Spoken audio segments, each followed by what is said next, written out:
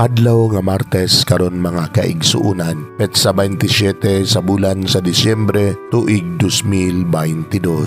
Ato karong gisaulog ang kapistahan ni San Juan, usa ka apostol ug ebanghelista.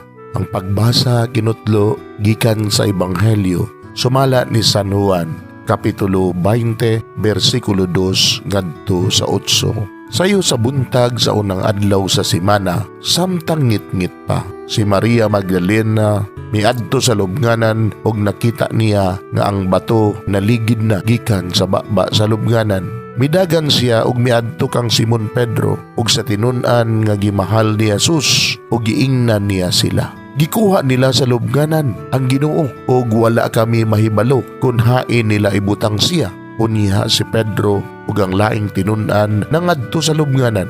Nagdagan silang duha apan ang maong tinun-an mas kusog nga midagan kay kang Pedro ug nahiuna pag-abot sa lubnganan. Milili siya sa lubnganan ug iyang nakita ang panapton nga lino apan wala siya musulod. Miabot si Simon Pedro sunod kaniya ug midiretso ngadto sa sulod sa lubnganan. Ug nakita niya didto ang panapton nga lino ug ang panapton nga giputos sa ulo ni Jesus.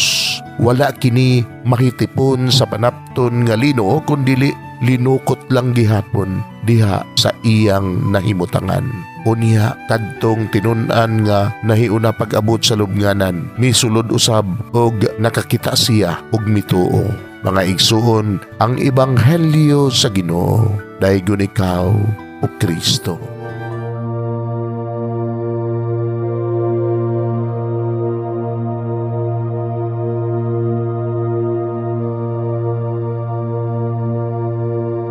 Pagampo sa dili pa magsugod sa trabaho. Magampo kita sa ngalan samahan sa Anak ug sa Espiritu Santo. Amen. Langit mo namong Amahan, sa among pagsulod nining trabahoan, among gidala ang imong presensya uban kanamo. Among gipamulong ang imong kalinaw, imong grasya, imong kaluoy ug ang imong perpektong hanay sa among mga trabaho. Among gipadayag ang imong gahom labaw sa tanan diha sa mga butang nga among mahimo, masulti, mahuna-unaan ug mahukman sulod nining adlaw. Ginoo, nagapasalamat kami sa gasa sa kinabuhi niining bagong adlaw, niining kahigayunan nga kami nakasulod sa trabaho ug mamahimong parte niining nga grupo. Salamat sa mga gasa nga imong gitugyan kanamo. Hamong gamiton kini diha sa pagimaya kanimo. Hatagi kami sa kusog ug kadasig sa pagbuhat sa among mga trabaho. Panalangini ang among mga proyekto, mga ideya ug kusog. Aron sa ingon, bisan sa pinakagamay namong mga kalampusan, magahatag kini sa imong himaya. Ubani kami Ginoo sa among pagtrabaho nining adlaw. Puna kini nga lugar sa inspirasyon ug kusog. Tabangi kami nga magtrabaho isip usa ka grupo nga mapakita sa usag-usa ang kamaayo. Himuha kami nga maayo nga makabot namo ang mga butang nga kinahanglan namong buhaton. Himuha kini nga lugar nga puno sa kalipay ug panagihigalaay. Ug kamugaway ug kalinaw ang mapatigbabaw niining dapita. Ginoo, kung kami anaa sa kalibog, giyahi kami. Kung kami muwadaan sa kadasig ug paglaom, dasiga kami. Himua nga ang trabaho nga among gihimo ug ang paagi sa among paghimo niini makahatag unta kini ug hugot nga pagtuo, kalipay ug pahiyom sa tanan nga among mahimamat karong adlaw. Panalangini ang among mga pamilya, among Pinoy-anan, among nasod.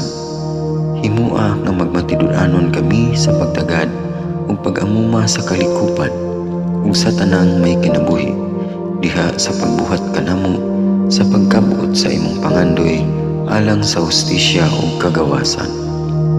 Ug Ginoo, sa among pagbiya nining lugar, tagay kami sa imong panalangin ug kaluoy sa among pagbiyahe.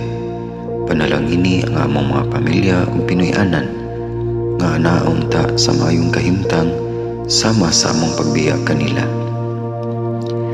Ginoo, salamat sa tanang butang nga imong nabuhat, sa tanang butang nga imong gibuhat Usa lang butang imong buhaton pa. Sa ngalan ni Jesus, among giampo diha sa tumang pagigugma ug pagpasalamat. Amen. Sa ngalan sa Amahan, sa Anak ug sa Espiritu Santo. Amen.